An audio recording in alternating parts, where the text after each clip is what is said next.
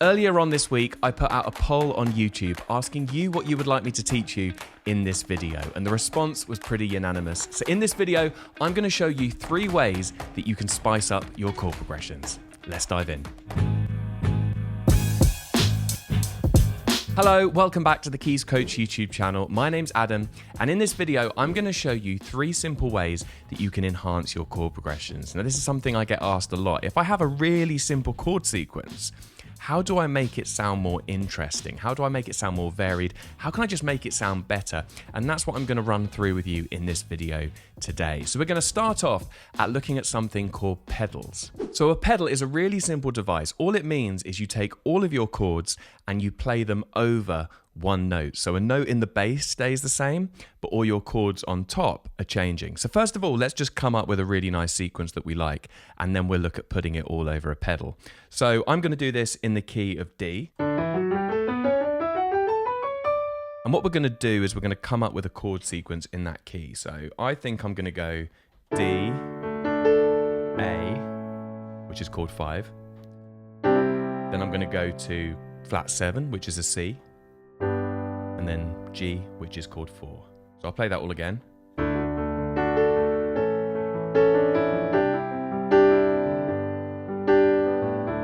You just want to see it with simpler voicings.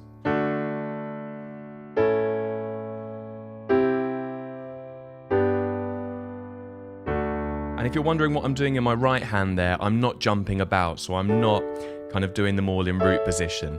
I'm doing them so the inversions lead on to one another.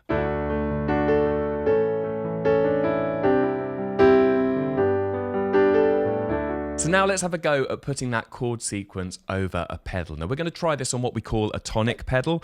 Tonic is basically just another name for the 1, okay? It's a bit of an old-fashioned kind of name for the degrees of the scale. You might have heard of these before: tonic, dominant, subdominant. But what we're going to do is we're going to put it all over a D, okay? So let's try this. So the first chord would be, well, it would still be a D. It would be D over D. We just call it D.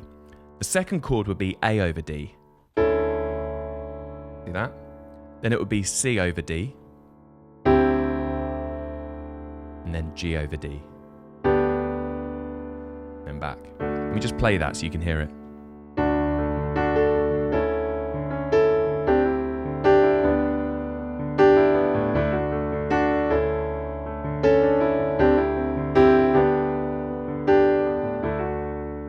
You see how we've taken that sequence that was originally quite sort of simple, and we've made it, it's given it a whole new flavour just by putting it over that one note.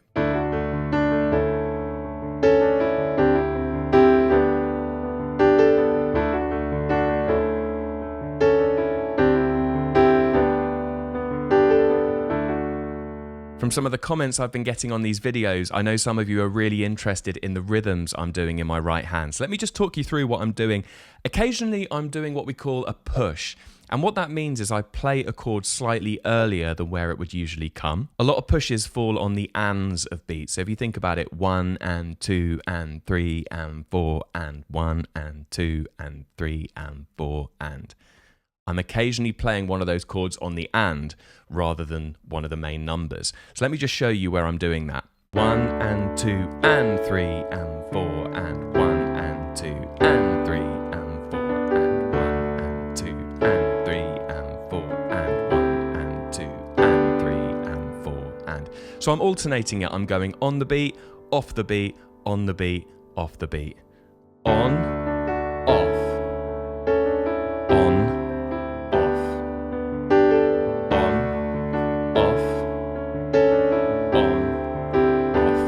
Anyway, yeah, that's just a really simple way that you can add a bit more rhythmic interest to what you're doing when you're playing a really simple 4-chord sequence. Whenever I think of this tonic pedal, of keeping the 1 in the bass while the chords on top are changing, I always think of the incredible James Taylor. He does this in so many of his songs, and it's just a way you can add a real bit of variety.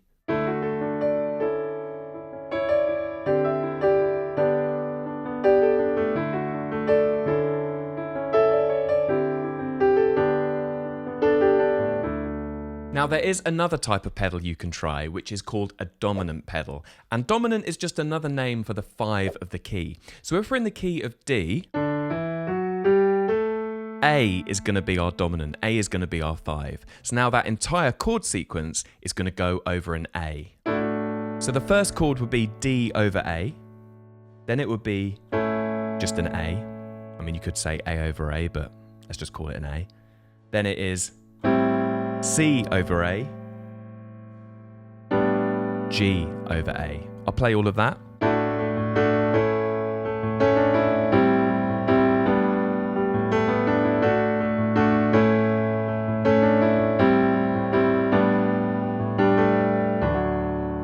One of the really great things about pedals is that they generate tension. Whenever you have something in a chord sequence staying the same, it's going to generate some tension. Listen to that again.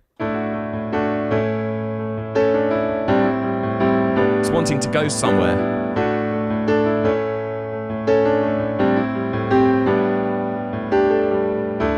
And there it is, it's released. You can hear it's a really simple way of generating tension and then release. By the way, if you want to get all these sounds under your fingers, I've put together a free PDF lesson book which takes you through every step I've covered in this video. Go ahead and download it. The link's in the description. It's completely free and will help get all of this into your playing.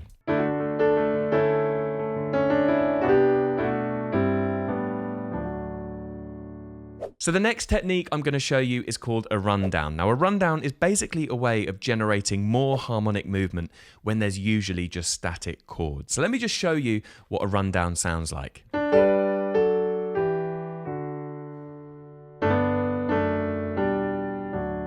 Whenever I think of this rundown, I always think of Bob Marley's No Woman, No Cry, because there's a rundown right at the end of the chorus. Let me just show you. It goes, no woman, no cry. See that? And you're just running down from chord 4 to chord 1. So here's a quick way you can practice this. Let's do this in the key of D again. And we're going to run down from chord 4, which is a G, going back to 1. And the chords we're going to use are essentially G, D over F sharp, like an inversion there. We got F sharp in the bass, so I guess you could call that a first inversion chord. And then we're going, that's like an E minor 7. We've got all the notes there for E minor 7. They're just arranged with a G triad in this hand. Back to a D triad. So I'll just play all of that. See that? Now I tend to play these with 3 notes rather than 4. Watch this. So all I'm doing there is in my left hand, I'm running down the scale, the D major scale, from G to a D. In my thumb, in my right hand, I'm just holding that note all the way through. Kind of holding onto the tonic. I guess you could think of that kind of like a pedal in a way. And then in the top half of my right hand, I'm running down the notes of the D major scale from B to F sharp. So if I just show you, there's our D major scale, and I'm just running down B, A, G, F sharp. So if I put that all together, there it is. I'll do that once more. I think of these as Plagal rundowns, and the reason why is a Plagal cadence is any time you're going from chord 4 to chord 1 in a key. And the reason why it's called Plagal is because it comes from kind of the Amen, that kind of whole sound. You can make these sound more elaborate. One of the quick ways you can do that is to add an octave in your right hand and still do the same thing. See that? Another way you can do it is to actually play all of the triads in your right hand. So you'd go G, D over F sharp, E minor 7, D. And you can even do octaves in your left hand. Sounds really full. But before you do that, I'd recommend just starting with that 3-note pattern I showed you at the beginning. And I mean, you could even do that as a warm-up. You could go through each key. There I'm in D. I'm now going to do exactly the same thing, but in E flat, so upper semitone or a half step. Then in E. Great little warm-up exercise.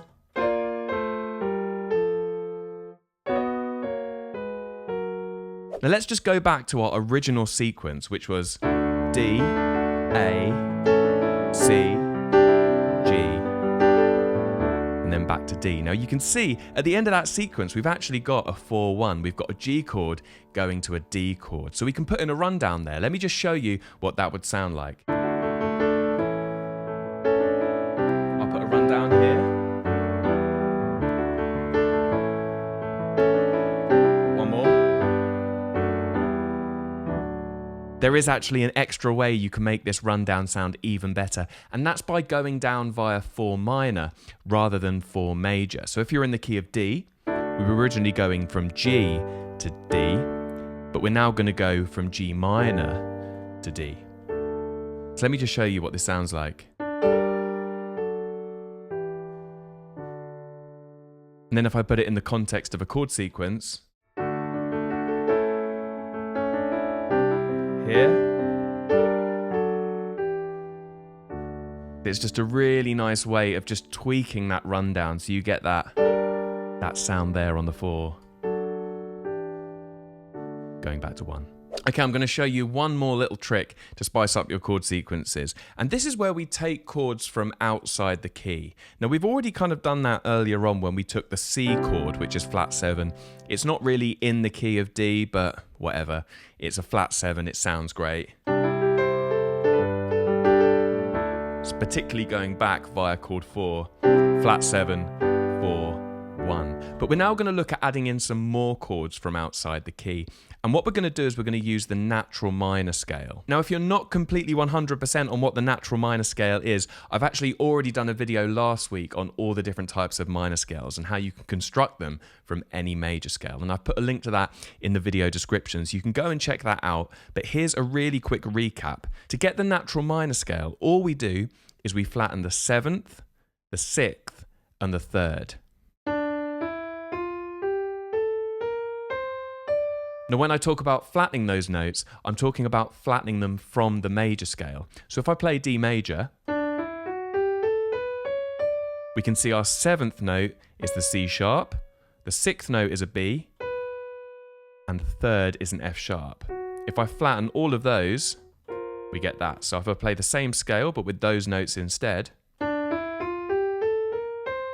there's our D natural minor.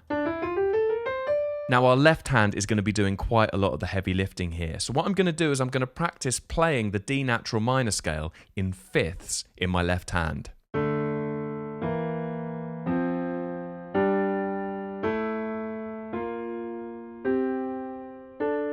I'll do that once more for you.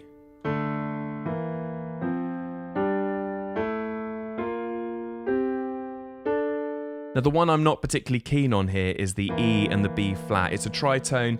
It doesn't quite ring as nicely as the fifths, which are all of these ones. All of the rest of the scale, it's fifths. So I'm going to have a go at playing that again, but leaving that out. See that?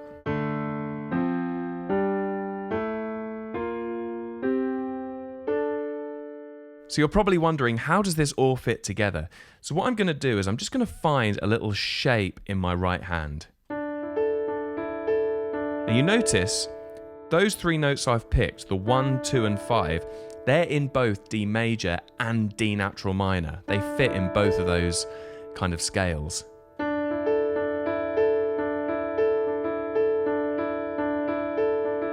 just going to play a little repeated pattern. It doesn't even have to be that complicated.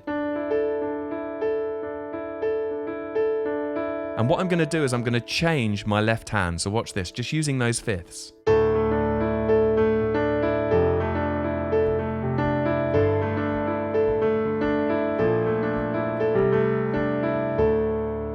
Do you see how that kind of creates a completely different sonic world? Now you might be thinking, but what if my song's in D major? I can't just go to D natural minor. You can. It's fine. A lot of people think I have to stay in the same key for the whole thing. If I'm in D major, all of my chords need to come from D major. If I'm in D minor, all of my chords need to come from D minor. That's not true at all. And some of the best songs, they mix these things up. Let me just show you how this works. So I'm going to play a bit in D major, and then I'm going to delve into that natural minor thing. So I'm in D major. I've also got that flat 7 in there.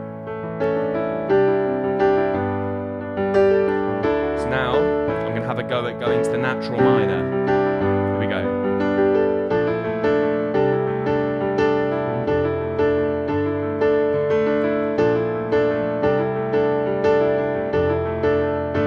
to major.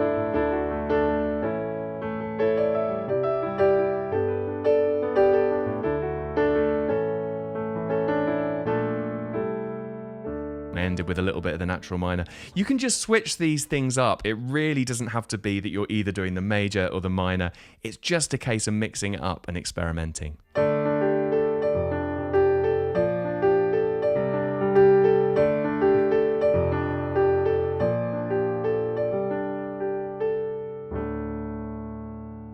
So to round up, I'm going to have a go at playing something that includes all of the different techniques we've looked at today. I'm going to include a pedal, I'm going to include a rundown, and I'm going to borrow some chords from the natural minor scale. Let me just have a go, see what comes out. Starting off with the tonic pedal, all over the 1.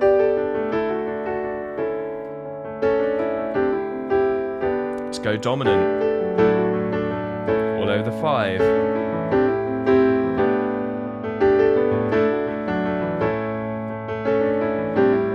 Run down.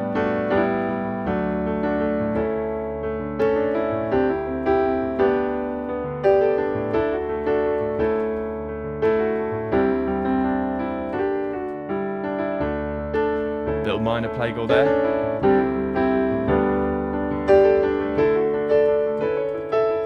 Let's borrow something from the natural minor.